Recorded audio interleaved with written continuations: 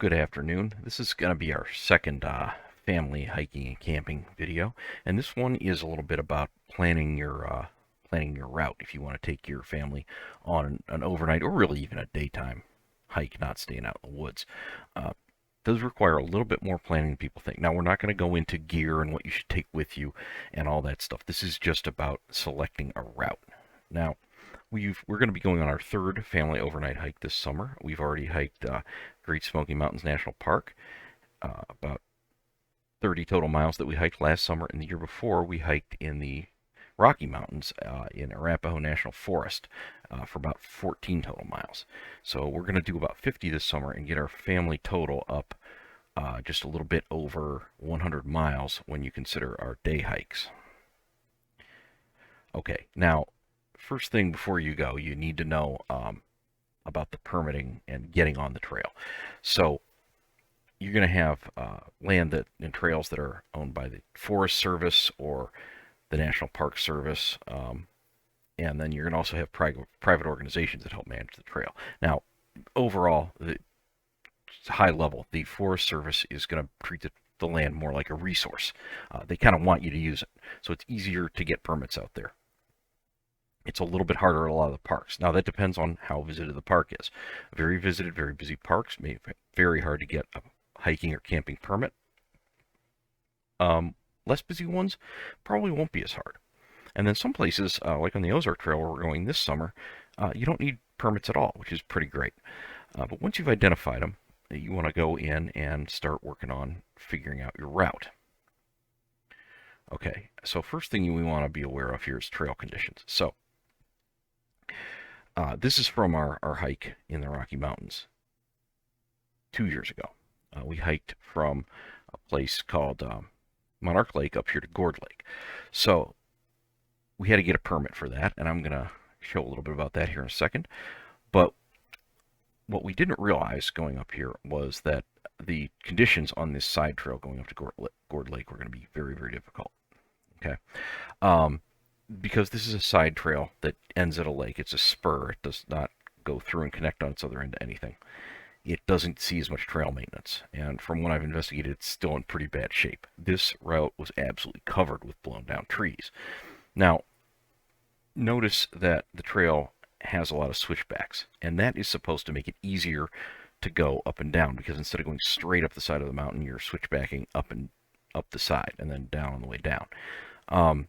In theory, that's great. In reality, when it's covered with blowdowns, you have to scramble up the steep side of a mountain anyhow to get around the tree, and we had to do that probably 70 times. We didn't quite make it to Gourd Lake. We made it to about where that stream coming out of Gourd Lake is, and had to pitch the tent because it was starting to get dark. And also, you'll notice here that it was very high altitude, and this was getting us pretty tired because we're from a low altitude area, and it was getting pretty rough for us. So we had to call it a little bit early. But we probably would have made it just fine if we had not had to deal with those trees being down, which was not something I knew about or had considered beforehand, and was a major learning point for me, and know to watch out for it in the future. If I could do it all over again, I would have continued east there on that Buchanan Pass trail, and found another spot to go to rather than heading up to the lake, had I known about that problem. The way I planned this out was I came here to the Arapahoe National Forest website on the Forest Service, and there's a button there that says Plan Your Adventure, and then we just select hiking there, and we're going to check it out. We're going to go backpacking because it's overnight, and you get a very, very extensive list of backpacking areas. And like I said, they really kind of want you to use it. It's the Forest Service treats it like a resources. And I eventually settled on that Monarch Lake trailhead you saw there, and then up to Gourd Lake. And I'll tell you a little bit about it here. Now, here's what you see: area status not cleared. Okay, this is the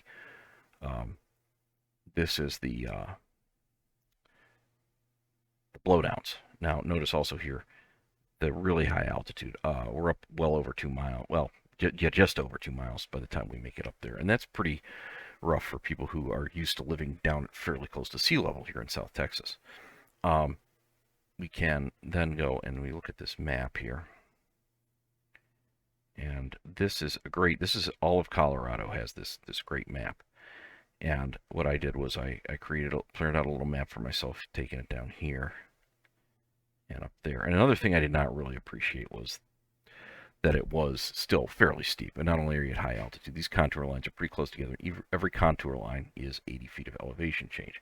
So if you're not familiar with the topographic map, as you're picking out your hiking spot, you want to learn how to read contour lines and check what the elevation change from line to line is, because sometimes places are steeper than you might initially think just based on a first glance at the map.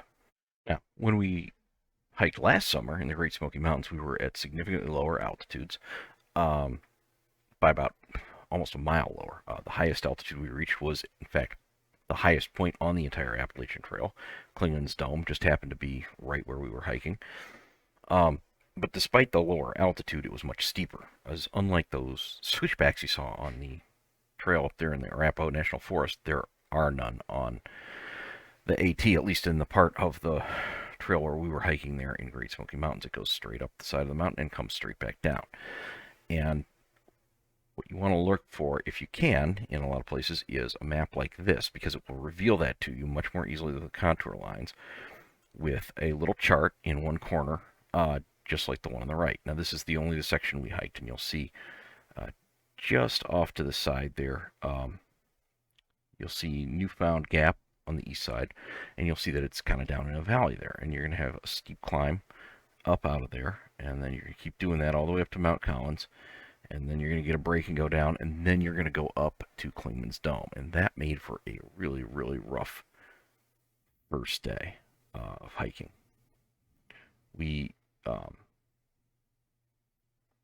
hiked all the way down, all the way there. We got a little bit of a late start, and we didn't make it to Clingman's Dome until probably close to 8 o'clock at night, if I recall right. And you cannot camp there either. And we ended up going on to Seiler's Bald, which was actually our scheduled shelter. Or no, I'm sorry, to Double Spring Gap, which was our scheduled shelter there, which is another about 2.5 miles farther. And so we didn't get there till very late at night, and that made for a rough day. And one thing to keep in mind when you see all those ups and downs is not only the ups are rough, the downs are rough too. They put a lot of stress on your knees, and they take a lot of energy out of your legs, holding yourself up as you're going down. You got to be real careful. It can be real easy to trip and fall going down. Now, during this hike, I actually referred to this chart more frequently than I referred to the regular map, the rest of the map that showed it from the normal top view, down view that we're used to looking at. This gave me these nice little mileage totals that are on here, and it also gave me an idea of what was coming up in terms of climbing. And I quickly discovered that even the smaller climbs are quite difficult, and you'll also notice that they are quite steep. Some of those climbs are above 45 degrees, so you are not screwing around here. This is some tough hiking, and I was told that this is one of the toughest sections of the AT. Now, the other thing about Great Smoky Mountains National Park is part number 2. Some places have very complex permitting processes, and let's take a look at that. All right. Once you get into the website, Great Smoky Mountains, and you've looked at those regulations, clicked on the permit type you want, you're going to see a map like this that looks just like the one that's inside that fold-out map that I showed you earlier with the slope diagram on it. And this is how you make your reservations. I'm not doing it in the actual website because it's time limited. But what you'll do is click on each of the shelters you want, okay? And it'll pop up a calendar, and then you click on the day you want. But just like in my previous video about planning to stay at certain Campgrounds of America or something like that, you have to check all of the ones you want before you start making any reservations, because you need to make sure that you can get ones that are close enough together or far enough apart to actually work in the week you want. The problem we ran into was we were going to hike starting at Newfound Gap in the upper right, and we're going to go to Double Spring Gap, which made for a very long day, but it was really the only spot to stop, other than Mount Collins, which was made for too short a day. And then on to Derrick Knob, and then we were supposed to go to Molly's Ridge. But we had to skip Spence Field because it was closed due to trail maintenance people being there, and Russell Field due to bear activity.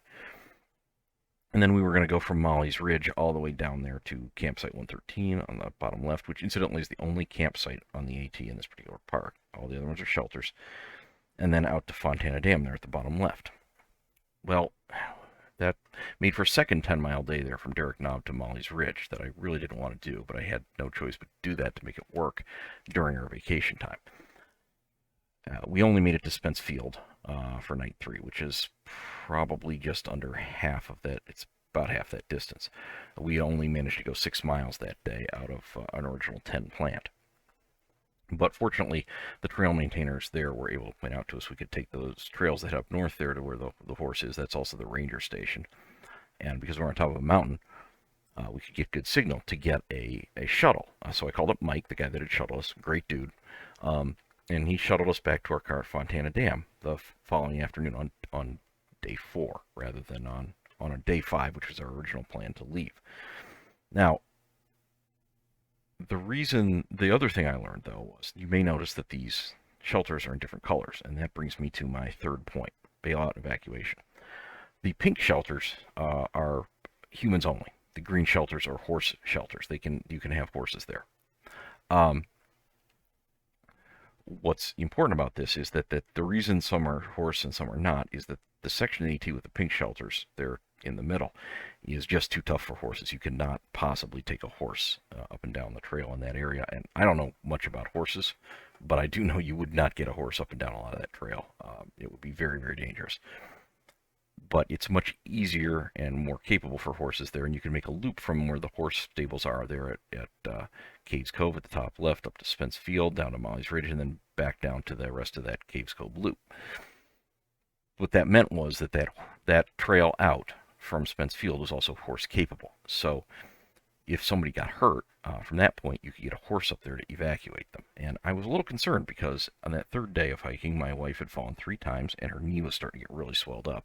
Not from falling, but just from overuse. She was overusing one leg and not the other. And as a result, she had developed a lot of swelling in her right knee. And I was very, very worried about her balance and her legs being too tired. And I didn't want her to get hurt because up until that point, I really had no good way to evacuate anybody. I also didn't really have a great way to contact anybody. Now, it turned out that we got good cell signal on top of the mountain, but I didn't know that. My phone had been in airplane mode for 3 days to save power, and it was only because the trail maintenance people told me that I could get signal up there that I needed to turn it on.